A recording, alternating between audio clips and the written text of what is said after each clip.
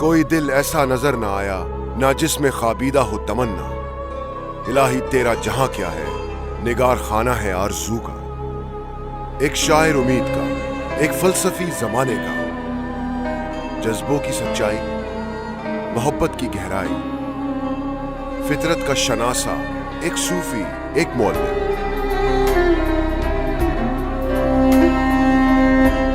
یوم اقبال 9 نومبر ہے آج بھی اقبال ہمارے لیے بیدار.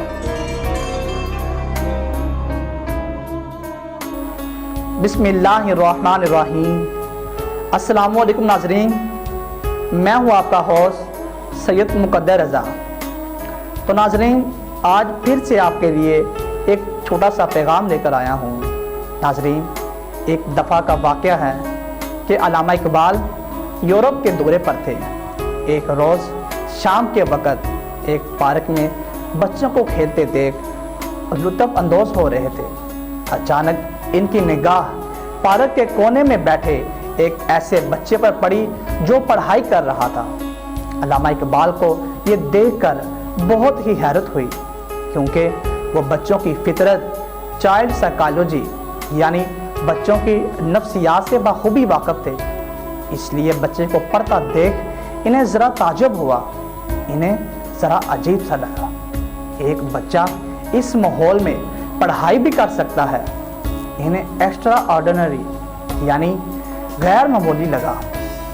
اس لیے وہ بچے کے پاس گئے اور انہوں نے بچے سے پوچھا، کیا آپ کو کھیلنا پسند نہیں؟ بچے کے جواب نے علامہ اقبال کو حیران کر دیا.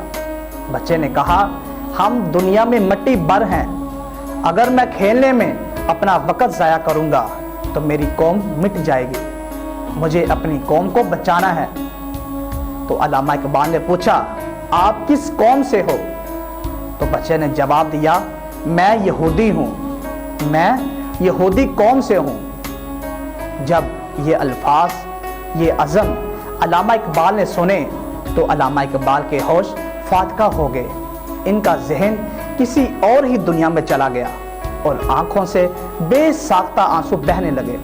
وہ یونان، اسپین، مصر، ایران کی فتح کی کہانیوں سے لے کر ان کو گواہ دینے تک کی وجوہات کا سفر کرنے لگے.